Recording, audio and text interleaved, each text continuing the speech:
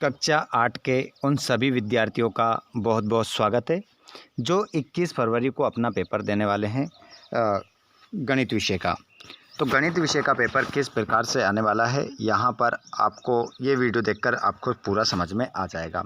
21 फरवरी आप सभी जानते हैं, कोई ऐसा विद्यार्थी ही होगा जिसको पता नहीं होगा कि हमारा गणित, हमारा जो दुश्मन है, मतलब गणित बहुत सारे विद्यार्थी दुश्मन समझते हैं गणित को। तो आपका जो दुश्मन है ये कितनी तारीख को है? 11 फरवरी को। तो चिंता ना करें, इस दुश्मन को हम मित्र बना लेंगे आज की इस वीडियो के माध्यम से। पहले क्वेश्चन को आप स्क्रीन पर देख पा रहे हैं।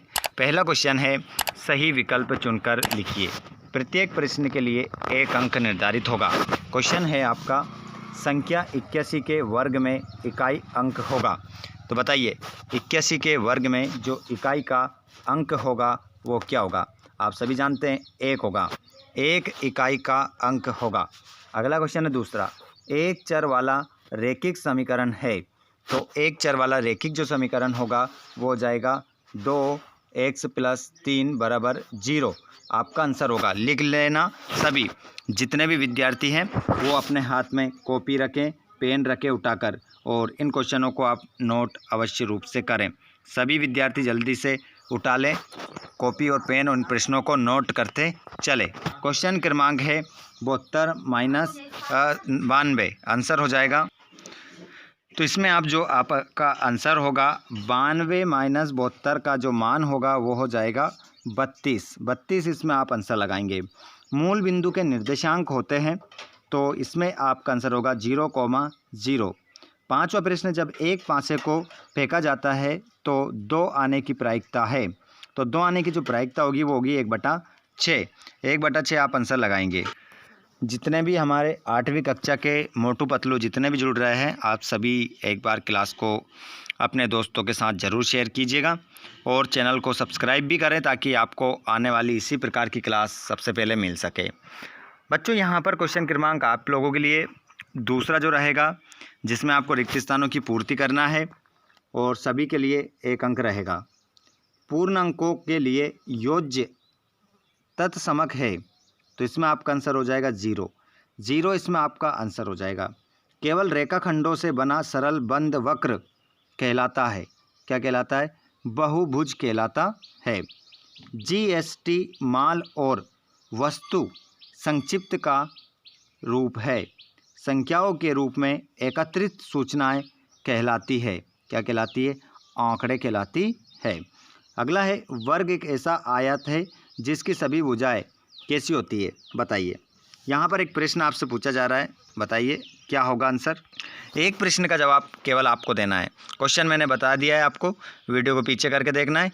बताइए उसका आंसर क्या होगा। सभी विद्यार्थी जल्दी से क्वेश्चन में बताएंगे, कमेंट बॉक्स में बताएंगे कि उस खालिस्तान में आपका आंसर क्या होगा। बिल्कुल। और जितने भी अभी तक क्लास में जुड़ रहे हैं, देखिए आपने वीडियो को अभी तक लाइक नहीं किया, इसलिए नहीं किया क्योंकि हमने भी आपसे बोला नहीं था। अब हम आपसे बोल रहे हैं, तो जितने भी स्टूडेंट्स क्लास में जुड़ रहे हैं, एक बार क्लास को आप लाइक ज़रूर कर दें। और आपका दोस्त, आपका भाई, आपकी बहन अगर क्लास में नहीं जुड़ी है तो उनको एक बार शेयर भी आप ज़रूर कर दें।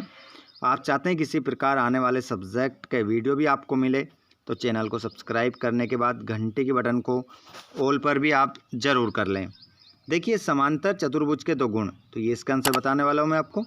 और यहाँ पर बात करें हम इकाई, दहाई, सैकड़ा, हज़ार, 10,000, लाख, 10 लाख, करोड़। 2 करोड़ 16 लाख को मानक रूप में लिखना है। तो अनुपात किस प्रकार की राशियों के पारस्परिक संबंध व्यक्त करता है? यदि 1 किलो चीनी का मूल्य 18 रुपये है तो 3 किलो चीनी का मूल्य कितना होगा? अब यहाँ पर आप 3 × 18 कर दें, आपका यहाँ पर क्या हो जाएगा? आंसर होगा।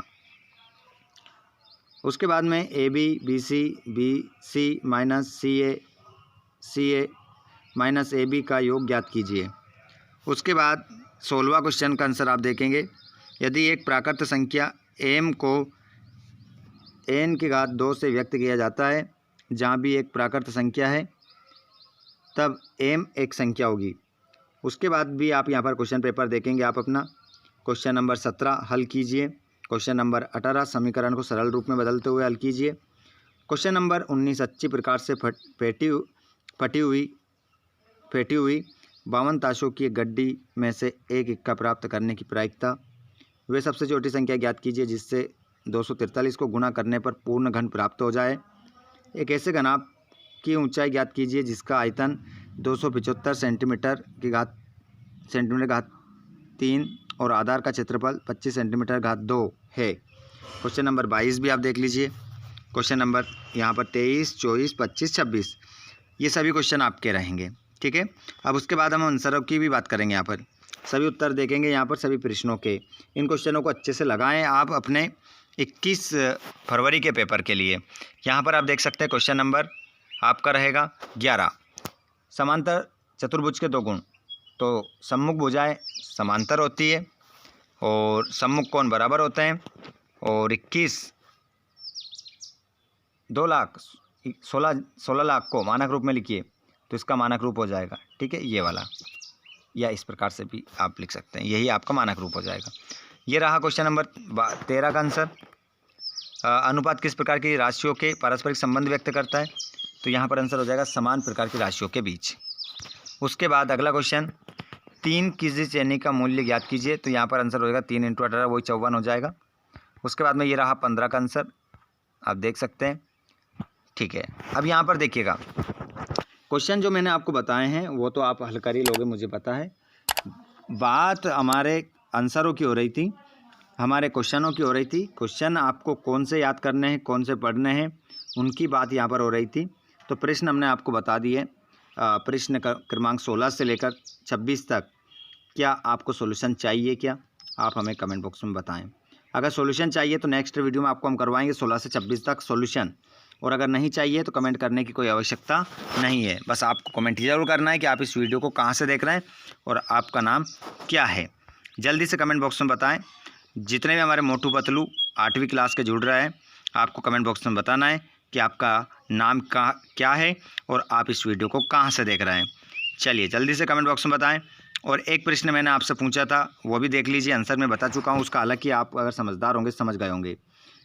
वर्ग ऐसा आयत है जिसकी सभी भुजाएं होती है, तो यहाँ पर खालिस्तान में क्या आएगा? ये प्रश्न मैं आपसे पहले ही पूछ चुका हूँ और ये आंसर बता भी चुका हूँ मैं स्क्रीन पर। अगर आपने ध्यान से देखा होगा तो ज़रूर आप आंसर बता देंगे। चलिए कमेंट बॉक्स में बताइएगा इसका आंसर क्या होगा।